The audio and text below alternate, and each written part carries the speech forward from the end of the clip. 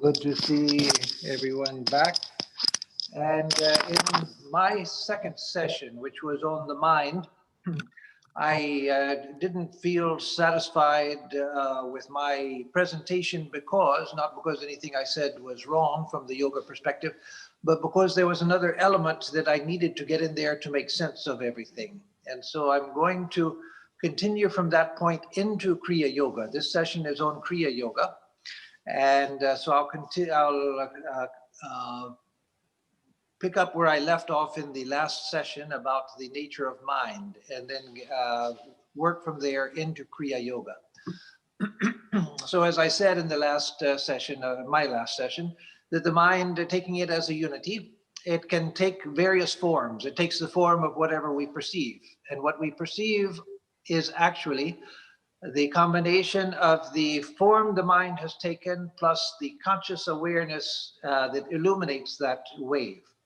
Without the conscious self, without consciousness, there would be nothing, there would be no perception.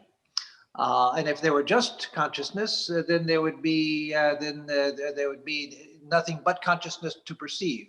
And so for an objective perception, we need to have the consciousness which we are illuminating the object. And so the mind taking the form of an object, that's what we perceive. And so as I was saying, there are the memories that are formed in the mind. But there's one other thing that I need to bring in before I come back to the memories and the kleshas, the pain-bearing obstructions, etc. And that is that there are different states of the mind. And here I'm speaking not of the waking, dream, and deep sleep. Yes, that, of course, yoga recognizes them also, as does Vedanta. But there are different states of the mind in its present waking state. One is the kshipta state of mind. That means the distracted state of mind. And this is the state in which most people exist, where the mind is going in all directions. We don't have any control of it. It's interested in different things, jumps from here to there, the restless mind. And so many people come to people like me and say, Swami, I wish I could just tell my mind to shut up, but it won't shut up. And so that is the kshipta state of mind, the distracted state of mind. And then there is the mudha state, which means the deluded state. So that's when the mind is too dull to be distracted. It's not running around thinking of different things. It's just sort of like that. It's not, doesn't want to think about anything. It's just a dull and maybe confused at the best, or just dull. And so that is another state of the mind. And then a third state is called vikshipta. Vikshipta means a person who has some control of the mind, but there's temporary distraction. So kshipta means that the mind is just, that's its normal state, is to be restless and distracted and so forth. But then as we practice yoga and so forth, sometimes the mind goes into a distracted state. It gets distracted by something. And so that's the vikshipta state. And then there's the ekagra state, which means one-pointed, bringing the mind to a single point. And so that is what yoga seeks to do, so that the mind is capable of higher perception. And so why does the mind go into these different states? It goes the distracted state, the momentary distracted state, the deluded state, etc. It's because of the kleshas and our memories. And so we have to understand both of these, and then we'll understand how Kriya Yoga helps us with these. So as I said, we experience something or we do something. So it can be as passive experience, seeing or watching something, or our doing. Both activities, watching or doing, form memories. And it depends on whether those memories are attached to the kleshas. That is, the kleshas again are there are 5 kleshas. I've only mentioned 3, and that's enough for right now. The other 2 are higher level kleshas, out of which these 3 come. One is raga, attraction towards Dvesha, pushing against, I don't like that, I don't want it, get it out of here. Or abhinivesha, fear, running away from. So those are the three basic emotions. Again, understanding that love, compassion, sympathy, those are not in the same category. They have nothing to do with these lower emotions. That comes from reality. These come from our lower biological nature. And so when I do something, being urged on by attraction or repulsion or fear, the memory that I form is tinged by those kleshas. And when I just am a passive witness of something and I experience something, I'm just watching, I experience something, it may make me happy or may make me sad or angry or whatever. That emotion also is registered with these passive memories. So active memories and passive memories both can be tinged with these lower emotions. And it's out of that repository of all of these memories that what in modern psychology are called complexes, neuroses, etc. Out of that totality of the memories that these things come. Because again, the memory, the sensory memory is never a problem. It's because the sensory memory is attached to an emotional reaction. And so part of yoga is learning to separate the sensory memory from the emotional reaction, so that when I'm sitting in meditation and suddenly my mind throws up an image of me stabbing somebody with a knife, which I would never do, and I know I would never do it, but the memory and its, or the mind in its tendency to misbehave during meditation especially, it throws up some image like that, and I'm terrified. I'm thinking, oh my God, do I have something horrible like that inside of me? How could that be? And I'm undone. I begin to breathe quickly. I get nervous. I think maybe I shouldn't meditate. When I'm not meditating, I never think of something like that. Now I'm meditating and this imagination of stabbing somebody with a knife comes to mind. Well, no. What I need to do is to recognize that that is a game of the mind, because the mind likes to maintain its status quo, which is distraction. And so when I try to concentrate it, the mind throws up garbage from the unconscious depths in order to distract me from the meditation. So all I have to do when the mind throws up, no matter how horrid a thought it throws up, is to just see it as a picture. If I'm in a art exhibit and I see some things I like, some things I don't like, but I'm not undone by any of the things I see, because I realize they're just pictures, nothing but pictures. And so let me look at the things the mind throws up like that. It's just the mind throwing pictures. And in that way, I can diffuse the connection between the visual and auditory memory and the emotional reaction, so that I don't have the emotional reaction to the things that I'm seeing. So when memories and things come up, don't let them disturb you. Recognize that that's just part of the stuff that's going on in the lower mind, coming from my impulsive biological nature, etc. And so I don't need to be disturbed by that. I shouldn't let that push me off. So again, the mind, when we try to focus it, there's this rising up of unconscious material that happens. And that is from the repository of all of our memories. And we carry the memories of this life as well as of past lives, if you accept the idea of reincarnation, as yoga does. So you have all of these memories that things that you never did in this life and wouldn't dream of doing, but somewhere deep down, those memories are there. And so suddenly you can surprise yourself by something coming up in the mind that you think, my God, I never thought of that. I would never do such a thing. I would never think such a thing. But again, that's the game of the mind. So learn to be immune to the tricks of your own mind. Sri Krishna says in the Gita that the mind is, he uses the word self, but in this case, the self means mind. Your mind is your greatest friend and your mind is your greatest enemy. And so take the help of the friend mind and don't be disturbed by the enemy mind. That is the mind when it's misbehaving. And so in the spiritual life, a lot of what we have to deal with is the unconscious material that has been stored there in the form of memories. I want to follow a spiritual life. And so I say, I'm going to meditate every day because I've heard that that's good. And it's the only way to learn meditation is just to do it every day. And so I want to do that. And then you go to sit for meditation and you think, oh, gee, right now there's a really good television program on. I think I'll watch that and then I'll meditate. So you watch the TV program, and after the program, you think, okay, now I should meditate. But, after watching that, I'm sort of hungry. And so let me go get something to eat. And then after that, well, now I feel heavy. I need to go out and take a walk. And then pretty soon meditation is gone. Why? Because of all of this unconscious material that's pushing you in a different direction. You want to go this way, which is a good way.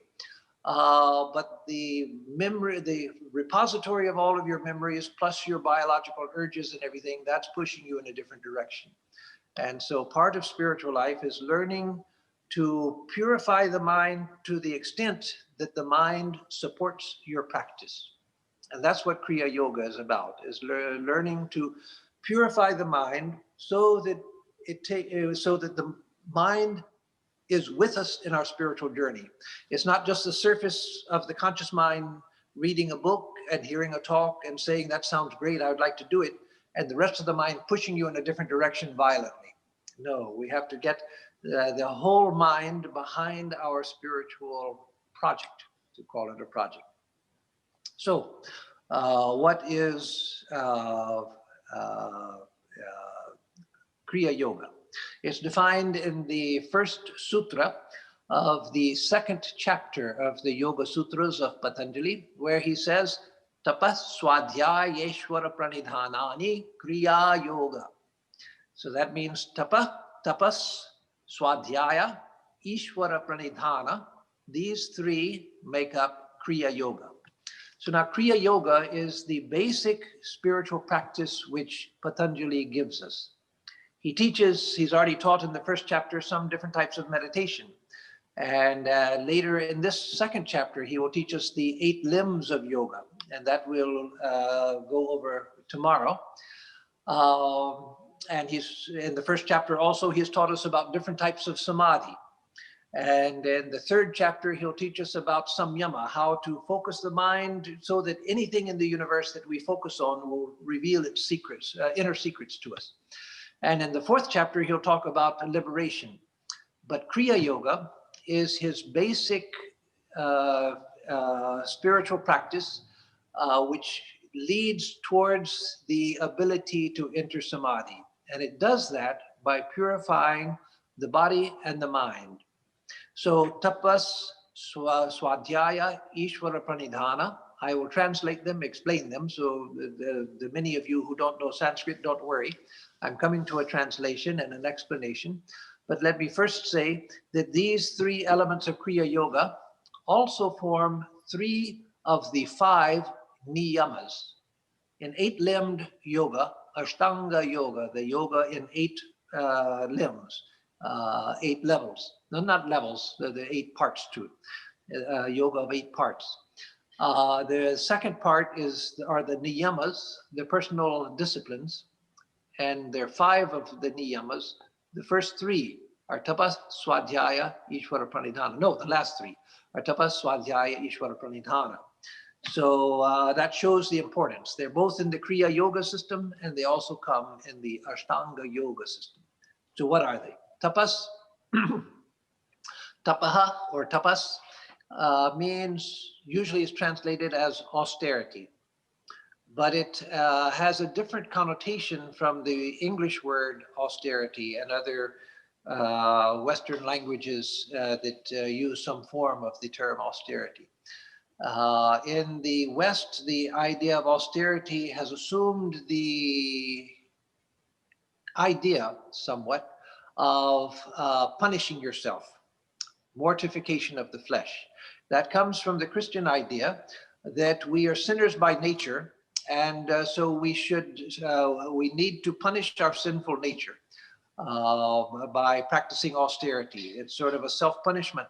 That wasn't the original idea, like in the time of the Greeks and so forth, when they had the idea of asceticism, which is the same as austerity and tapas.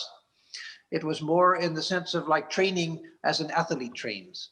So that is the idea of tapas in the Vedanta and yoga system. In fact, one of the great commentators on the Yoga Sutras says, I believe it is Vyasa, I don't remember right now exactly where, but I think it's Vyasa, the commentator, says that that is not tapas which causes agitation of the mind. That is not tapas which causes agitation of the mind. So what is tapas? As Shankaracharya says, from a Vedantic standpoint, which works in yoga also, tapas is essentially the concentration of the mind. And so whatever helps to focus, bring the mind into focus, to turn the mind away from distractions and bring the mind into focus. So it includes physical practices like fasting. Now, some people are very good at fasting. Some people, like me, are okay at it. If I have to fast, I can, but it's never something that was a main practice for me. And there's some people who find that fasting is just painful. And so through fasting, the purpose of fasting, and so if it doesn't serve this purpose for you, then forget about it, because there are other things you can do. But the purpose of fasting is to free the mind from its preoccupation with food. Now, the first thing that happens when you do fast is all you can think about is what you wish you were eating instead of fasting. You start dreaming of chocolate cake or rasagola or whatever your preferred delight is. But the purpose of fasting, if you practice it a little, then after some time you get a little sense of control. It gives you a sense that, yes, I eat and I need to eat in order to maintain health, but I'm not controlled by eating. I can control it. I can say no if I need to. And so again, you don't do that so that you can never eat again. You just it gives you the sense that, no, I have control over this. It doesn't have complete control over me. Yes, a point will come where I have to eat to maintain life. But if I need to skip a meal or skip a day of eating, I can do it. I have that control. And so something like fasting is one of the traditional austerities someone can do. Meditating itself is tapas. To sit for meditation is tapas. To say, I'm going to sit, I'm not going to move around, I'm not going to be restless, I'm not going to spend the whole time scratching and everything. No, I'm going to learn to sit still. That's a great tapas. To learn to control my speech, not to speak when it's not necessary. That gives me a sense of control over my speech.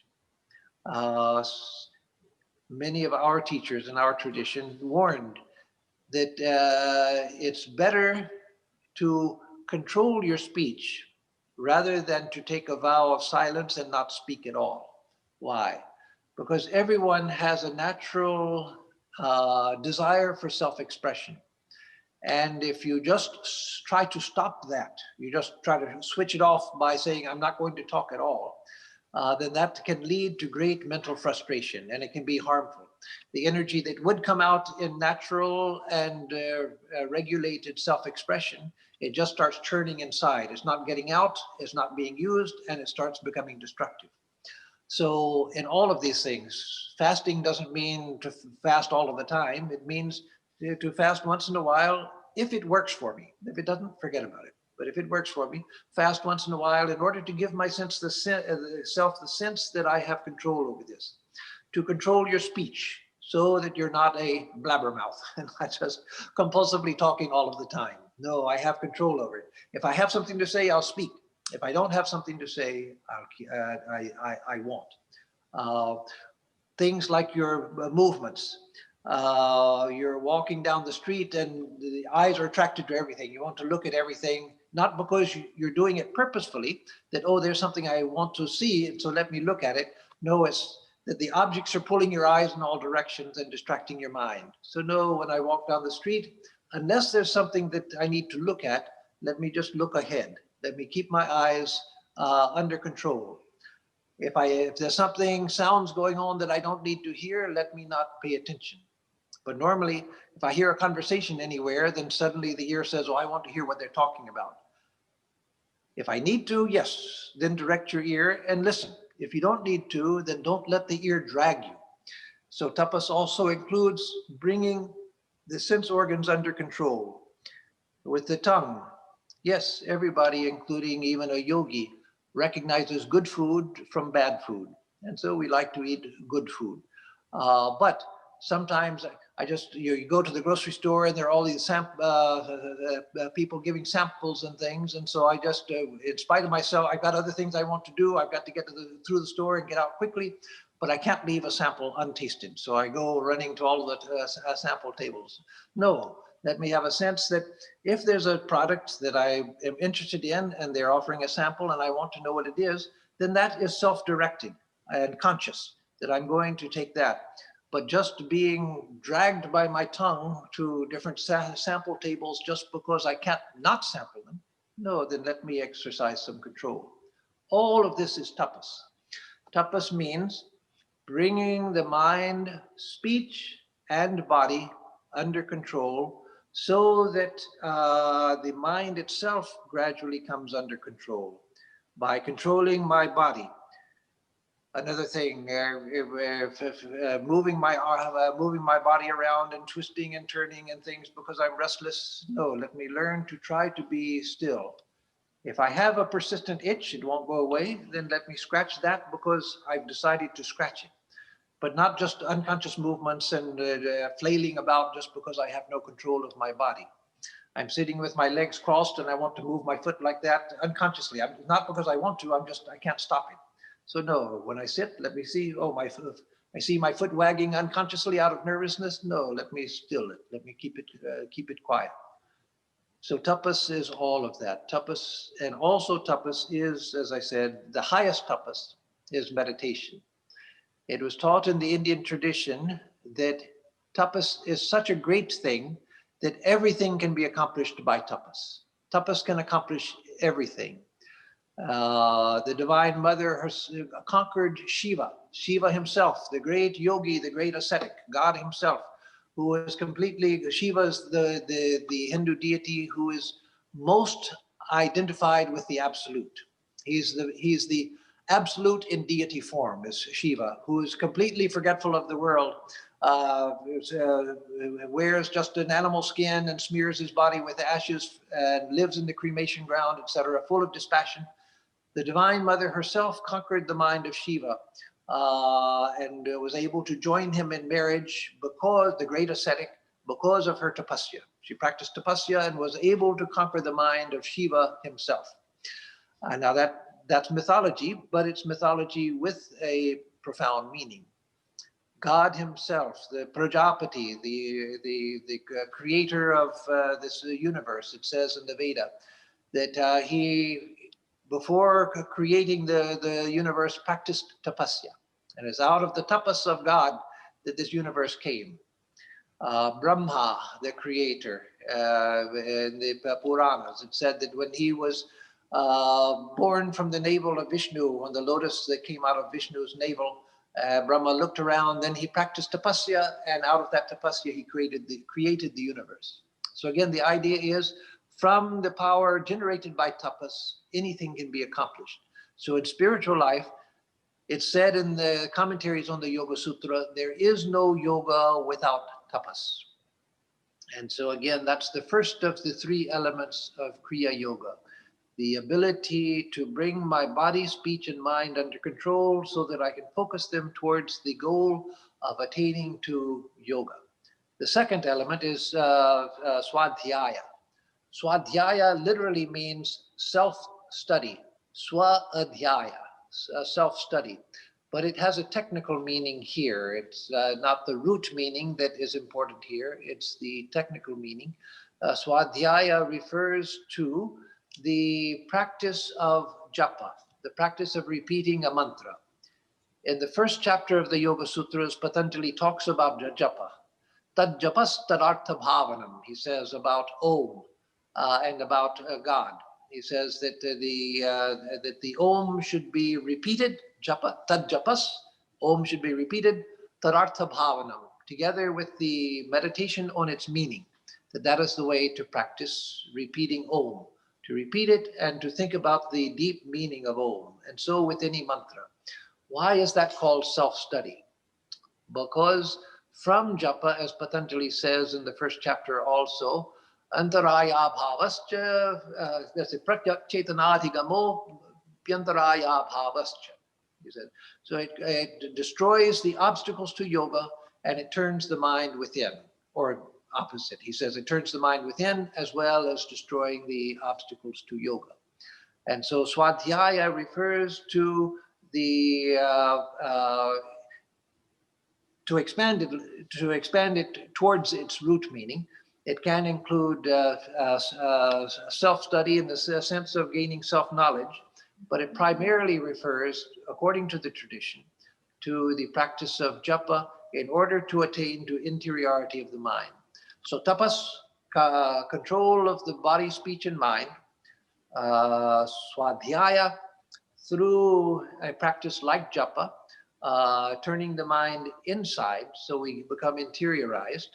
And then Ishvara Pranidhana, surrender to God. That's an interesting part of the yoga tradition. Sankhya, which yoga is so dependent on the tradition of Sankhya. It takes most of its cosmology from Sankhya, as does Vedanta take its cosmology mostly from Sankhya.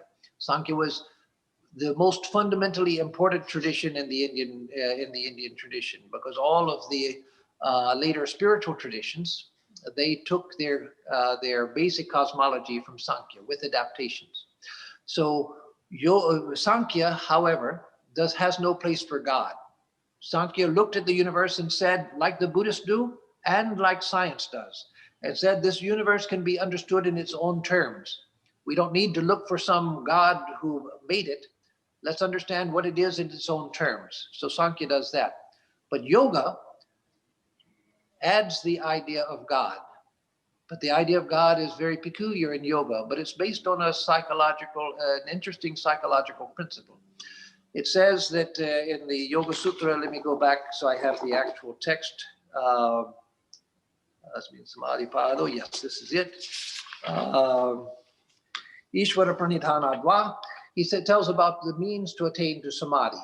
And then he says, Ishvara Pranidhanadva, or by surrender to God, is also a way to attain to samadhi. And then he says that there is a special being. Each of us, according to yoga, unlike Vedanta, each of us is an individual being, and even in liberation, we remain individual.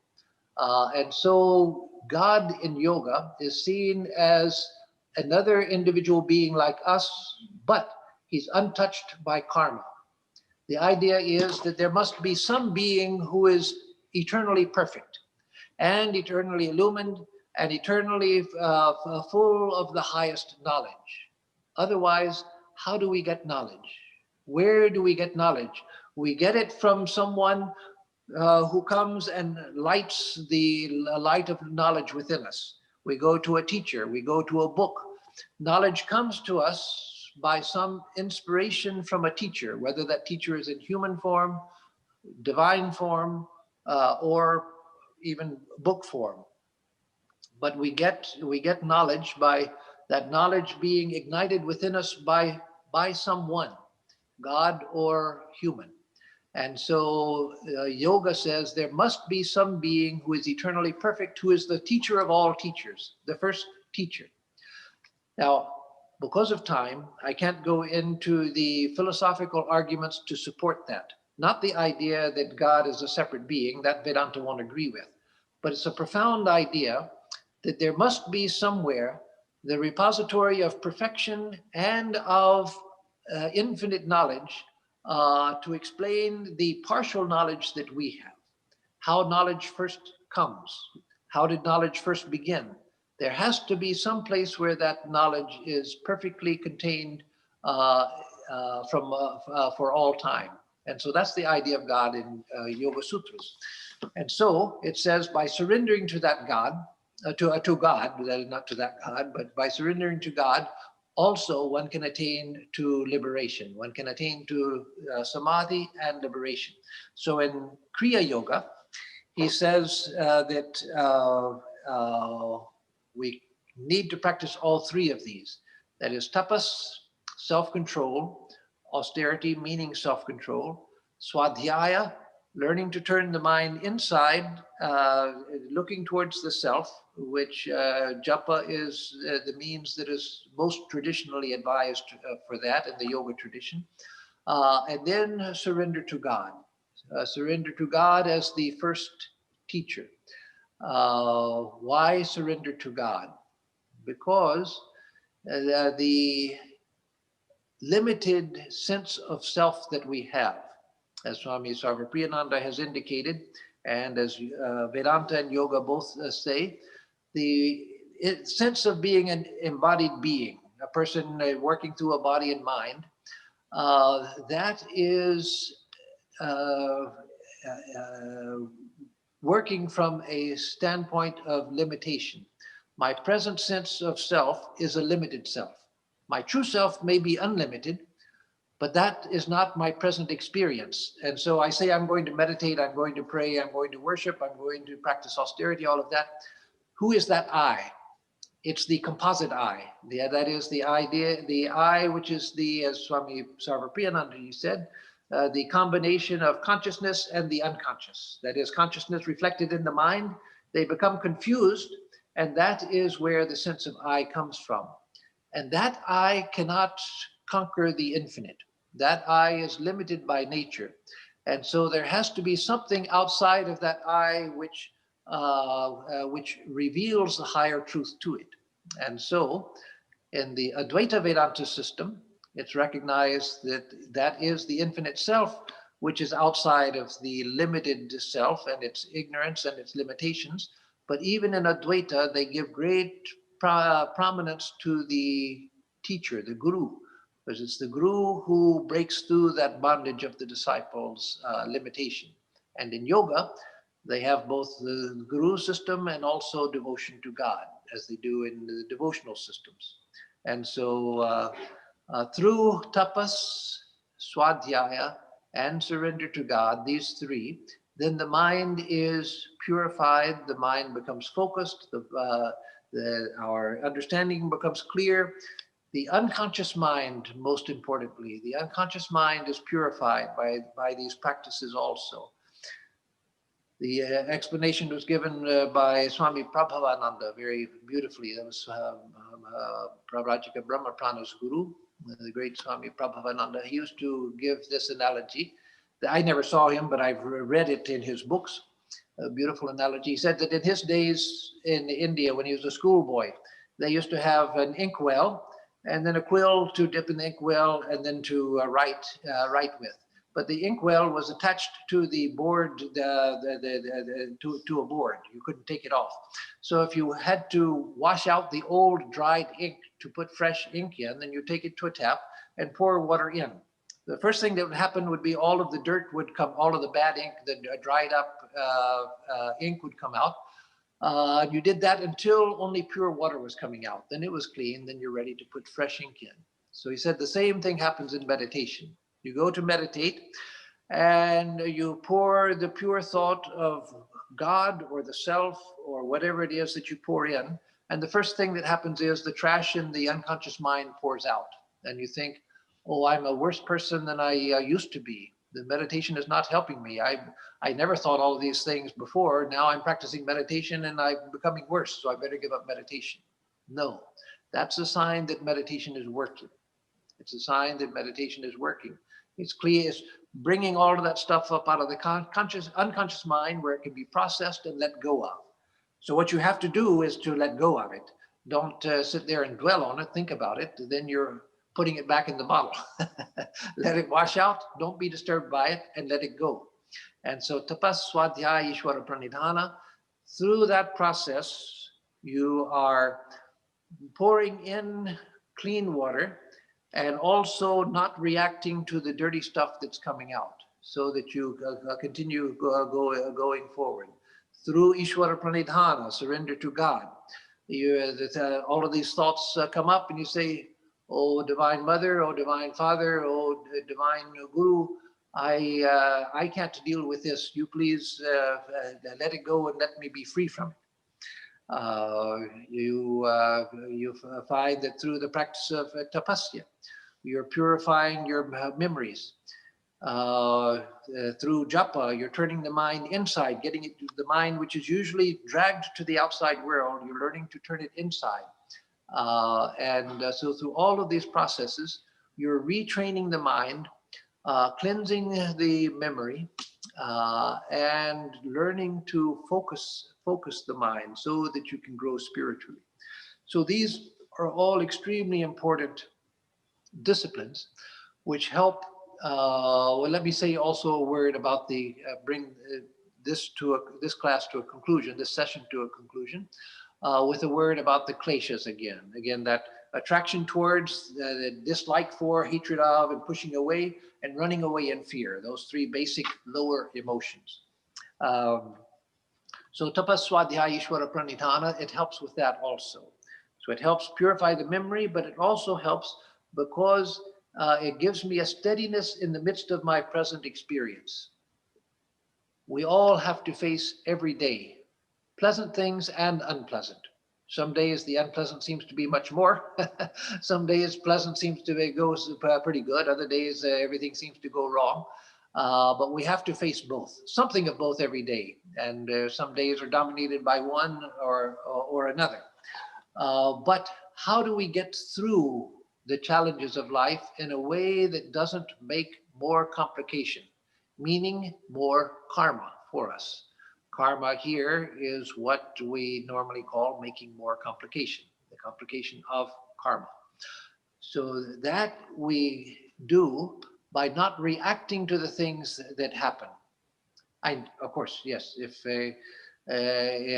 something happens, there are ways that we have to, what I mean is not to not react emotionally. We have to engage with the world. We have to do things. We're responsible for certain things that we have to get done. All of that is true. So I don't mean not react in that way, but not react in the sense of these lower emotions. By not letting raga, dvesha, abhinivesha, not allowing attraction, aversion, and fear to dominate my actions. Let me do that which I have to do because I have to do it. Whether I like to do it or not do it, it doesn't matter. This is something which is there that needs to be done. So let me do it without further thought about it. I'm just going to do it. Somebody says something to me and I'm elated or I'm undone because they either said something nice or they said something that wasn't nice. No, learning to hold myself steady. Through tapas, swadhyaya, and ishvara pranidhana, austerity, self-study, and surrender to God, I learned to have a certain steadiness so that the things that happen in my life, I can face them without being undone. Good things come, let good things come. Bad things come, let bad things come. I'm going to be steady in the midst of both because I have understood this is the nature of life. It's the unavoidable nature of life. Life is not such that we only get good things. Life is such that we get some good things and some bad things. And so I'm going to be the same in both. It doesn't mean that I have to sprinkle ashes on my food to make it taste bad because I shouldn't enjoy anything. No, it doesn't mean that. It means that good things come, okay, it's good. Bad things come, okay, it's bad. That's okay also. Both are of the nature of are in the nature of the world. Both are going to come. I'm going to be steady in the experience of both. That can only happen if we begin to get an interiority. If we're living on the surface of our nerve endings, the surface of our skin, that is, we're completely externalized, then we're completely dependent on the things happening in the outer world because we've invested everything in that. But if through tapas, swadhyaya, ishvara pranidhana, we begin to develop a sense of interiority, then the things that happen, I see that they're happening, but they're not happening in here. This I can keep calm and quiet. The things are happening there.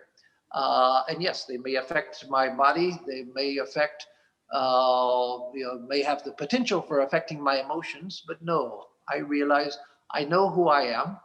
Through these practices, I have a sense of a spiritual self, the self of a spiritual aspirant.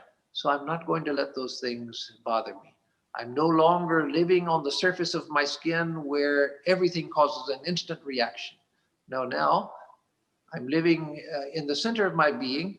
And when something happens, there's a buffer of silence between that and my sense of self, which gives me a moment to decide how to react.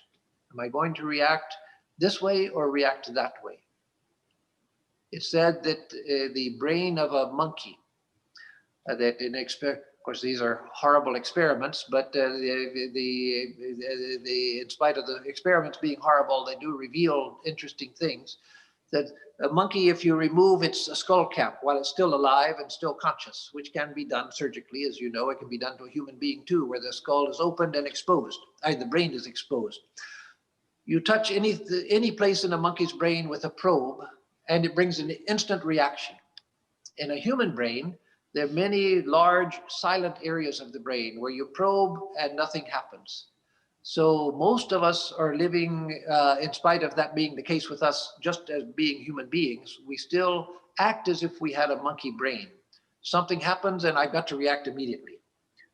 But through tapas swadhyaya ishvara pranidhana, through Kriya Yoga, I developed the power to be controlled and to not react instantaneously, so that I have a chance to think about my reaction and give the appropriate response to a situation. So my time is up for this session, except for the questions or meditation. Let me take one question, and if Swami Atmarupananda has one, that's fine. Otherwise, someone else, and then I'll give a guided meditation. Swami Atmarupananda, would you like to ask a question? Or should we move on? We've got some text messages coming in. Yes, okay. One is, why is asana given so much importance? And how do we divide time between asana and meditation? Okay, good. That's a good question. I will get to asana tomorrow, because I have a whole session on Ashtanga Yoga, including asana. But there are 8 steps in Ashtanga Yoga, or eight practices in Ashtanga Yoga, and only half an hour to deal with them. So it's good to get some of it dealt with now. So a good question. For asana, the purpose of asana is what? The byproduct of asana is good health. But the purpose of asana is to strengthen the body, not especially the muscles, though it's good. It's very good for the muscles and for the joints and all of that. But the purpose is to strengthen the body and strengthen the nadis, that is the subtle channels of nerve energy, which are not exactly equivalent to the the physical nervous system. It's like the system of qi in Chinese acupuncture, where certain places where they're vital points, you put the needle, which are according to the flow of energy within the body.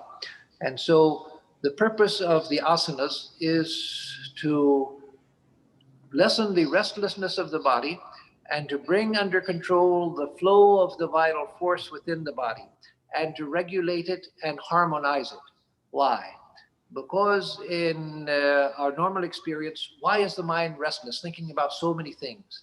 It's because of the random chaotic flow of vital force, which is constantly stirring up the unconscious memories and throwing things up from the unconscious into the conscious mind. And all these random thoughts keep coming, and we tell the mind to shut up and nobody's listening. Just keeps happening. And so asana is one way of bringing a harmony to the flow of prana within the body, so that the body is strengthened, so that your health remains good, better than it would otherwise, but also and primarily so that the prana becomes regulated, so that that also helps the mind. Because prana is the vital force. Prana is what joins the mind and body, and it affects both. And so when the mind is harmonious, when the prana is harmonious, the mind and body both become harmonious. So the actual question, how to divide your time, always save a certain amount of time for your meditation. And in addition to that, do your asanas, but don't let the asanas take the time, all of the time of your meditation. Think of your meditation as primary, but if you do asanas, it's a very good practice. If you do asanas, think of that as a very important secondary thing. That if in a particular day I don't have time to do both, I'm going to meditate. Even if my meditation doesn't seem very successful, I don't seem to get anywhere, still, that's what I'm going to do first. And second, I'm going to do my asanas. And so try to arrange your day so that you have time for both. Okay, so now let's do a brief meditation. Let's see, I've got until 3:25. So I'll give a chant and then begin the instructions. And so just listen to the instruction first, and then try to do what I ask you to the best of your ability. Meditation is a science which takes years and years to develop. So don't think that just in one guided meditation you're going to plunge into samadhi, but do the best that you can. Om Ardram Jwalati Jyotirhamasmi Jyotir Jwalati Brahmahamasmi Yohamasmi Brahmahamasmi Ahamasmi Brahmahamasmi Ahamevaham Mam Juhomi Swaha. Melting into the light, I am the light that shines. The light shines, the light which is Brahman. That which I am is nothing but Brahman. I exist, and I exist as Brahman. I myself offer myself into the infinite light, which is myself. Om Shanti Shanti Shanti Hari Om Tat Sat. Om, peace, peace, peace be unto us all.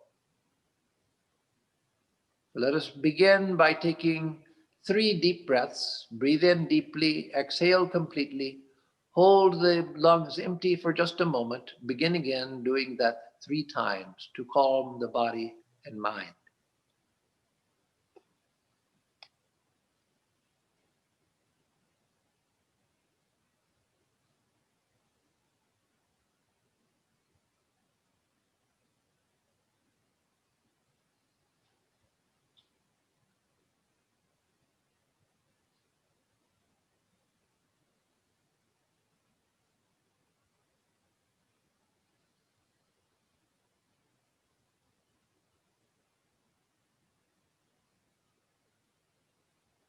And now let us send out thoughts of goodwill towards all beings everywhere, realizing that our own welfare lies in the welfare of others.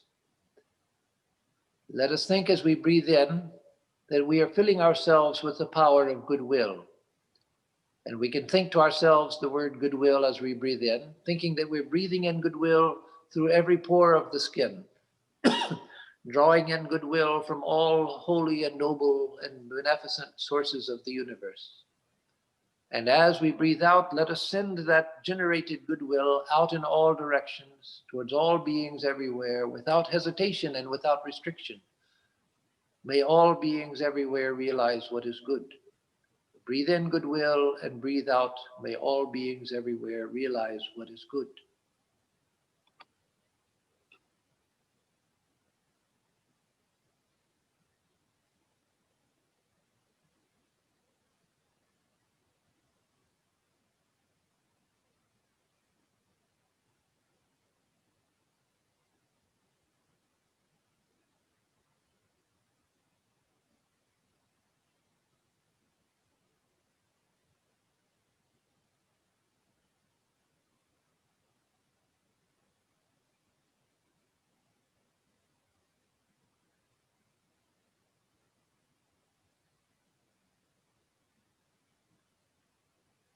And now let us turn our attention to the physical body in order to bring it into a deeper state of harmony, so that it serves as an instrument of concentration and not as an obstacle, as so often it is.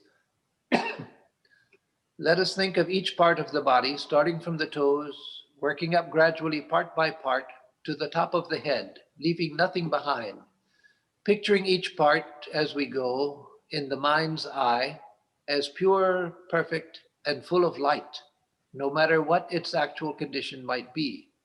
Picture it as pure, perfect, and full of light. In that way, go from your toes, part by part, gradually up to the top of the head.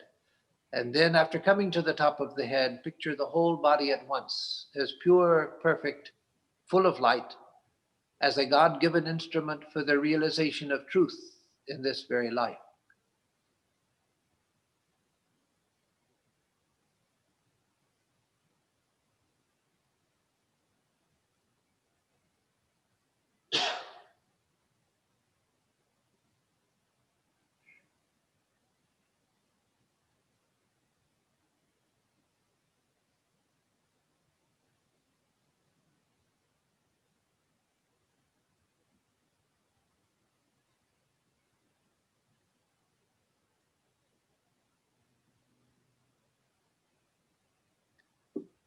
After coming to the top of the head, once again briefly scan over the body, looking for any remaining points of tension, such as tightness in a muscle or a joint. Send the light of your awareness, as it were, to any such area of tightness. Bathe it in the light of your awareness and feel that it is coming into harmony with the rest of the body, and then return to contemplation of the whole body at once.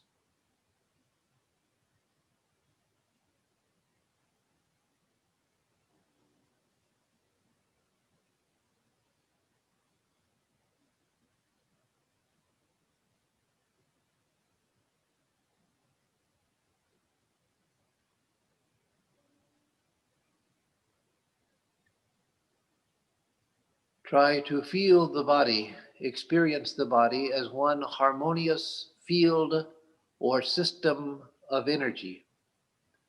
That is, don't feel the body as a solid, heavy material object as normally we do. Feel it as one harmonious field or system of energy.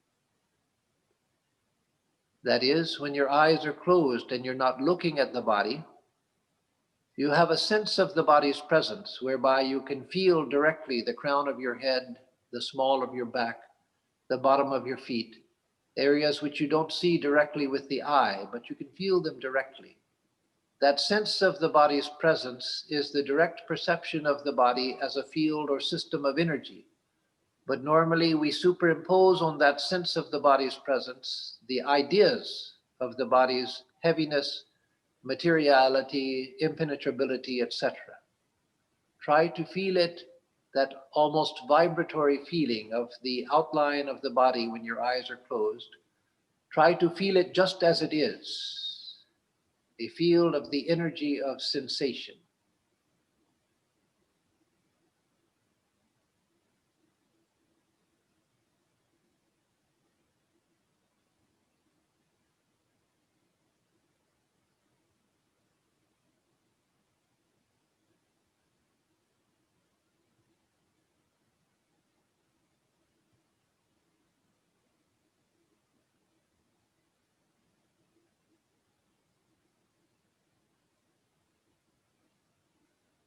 Wherever you feel any special points of pressure, such as your feet on the floor, hands on your lap, back against the chair, try to experience those points of pressure, those points of contact, as special concentrations of energy, of the energy of sensation, in the general field of energy, which is the body.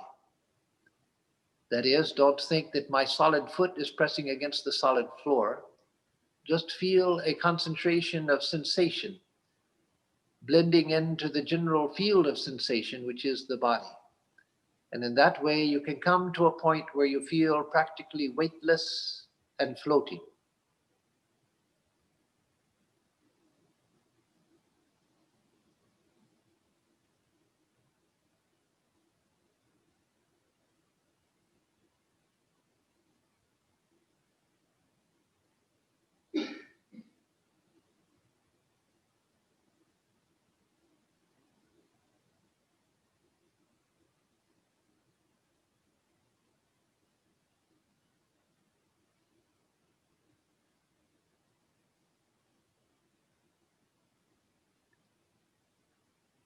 at this point you have prepared the mind and body for deeper meditation.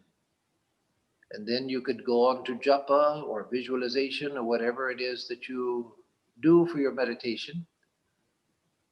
But for today, we will continue just for a couple of minutes more, just focusing on the sensation of the body itself.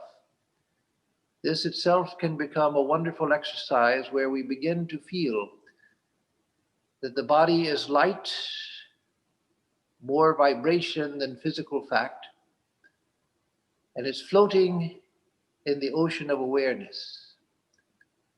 So I'll give a couple of more instructions in the next couple of minutes, but just maintain that feeling of the body as an outline of sensation, where you feel even points of contact with other objects to be just concentrations of sensation.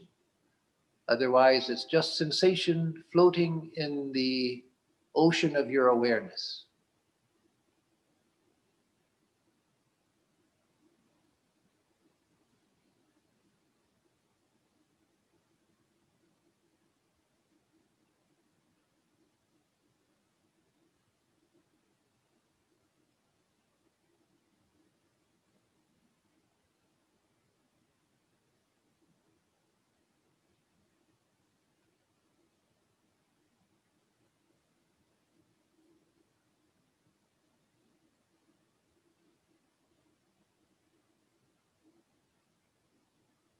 Notice how, as you do this, you're aware of the space all around your body. We think of ourselves as inside of the body. The mind is inside the body, and somehow our conscious self is inside the mind, though the opposite is the truth.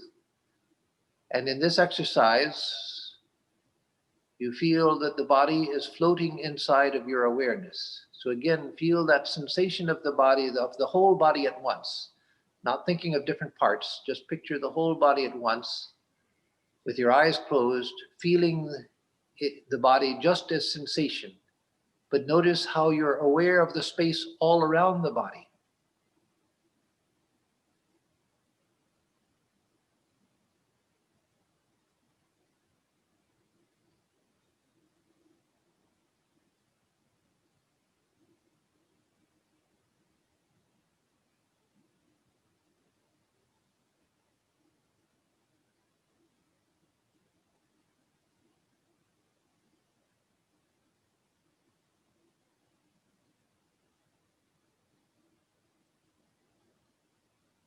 This can be a meditation in itself, where you just remain aware of the body. It's a meditation which was taught by Swami Vivekananda in 6 lessons on Raja Yoga. It's also taught in schools of Chinese Zen, not so much in Japanese, more in Chinese Zen or Chan Buddhism. And if you do that for some time, this meditation for some time, a point comes where you begin to feel that the boundaries of your body are dissolving. And there's just a solid awareness of the space inside and outside of the body, no longer bounded by the body. And that you just remain in that expanded awareness until you begin to turn your attention naturally to the awareness itself. It itself can be a wonderful meditation, this that we've done. So now offer the fruits of your meditation to the divine, however you conceive of the divine, with a prayer that it be for the welfare of all beings.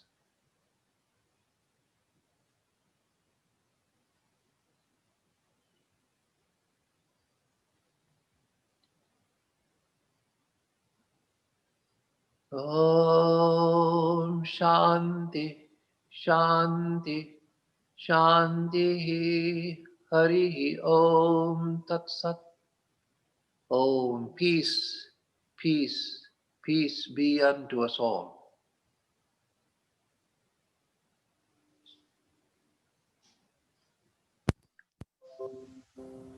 Now you can open your eyes. And again, this is a wonderful way to begin meditation. That is to refine your sense of body awareness so that the body, that sense of the body's presence, which is with us so much, that becomes refined. And then you can do the meditation that you normally do, or you can continue with that itself as your meditation. So with that, I will close my session.